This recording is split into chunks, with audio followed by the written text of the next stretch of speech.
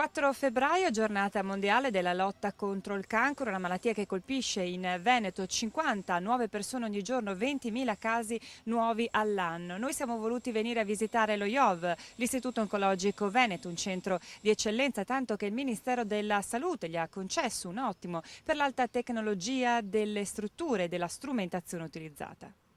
121 i posti letto disponibili, oltre 200.000 le prestazioni ambulatoriali effettuate nel corso del 2008, oltre 2 milioni e mezzo di euro le donazioni arrivate finora all'istituto, 14.300 le persone che hanno destinato proprio 5 per 1000 allo IOV, numeri che cresceranno nei prossimi anni visto che lo IOV è un cantiere aperto sia interno che esterno per dare maggiore qualità e servizi agli utenti.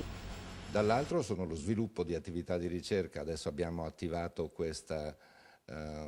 l'abbiamo chiamata Family Cancer Clinic, è un'unità che studia i tumori ereditari,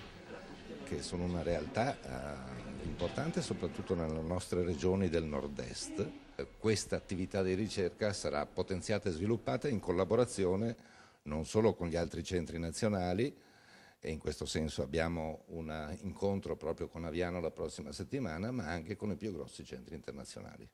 Quanto al presente, la Commissione ministeriale ha voluto encomiare lo IOV per l'alta qualità assistenziale e per l'ottimo livello della ricerca, tanto da confermargli la qualifica di IRCS, ossia Istituto di Ricovero e Cura a carattere scientifico, che serve non solo il bacino veneto ma anche quello nazionale. Io conto che anche per queste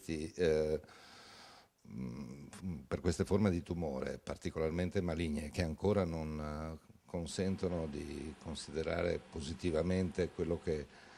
il paziente subisce come trattamento, nell'arco dei prossimi 10 anni vedranno dei grossi risultati proprio dalla ricerca, ed è il motivo per cui anche il Ministero della Salute supporta pesantemente gli istituti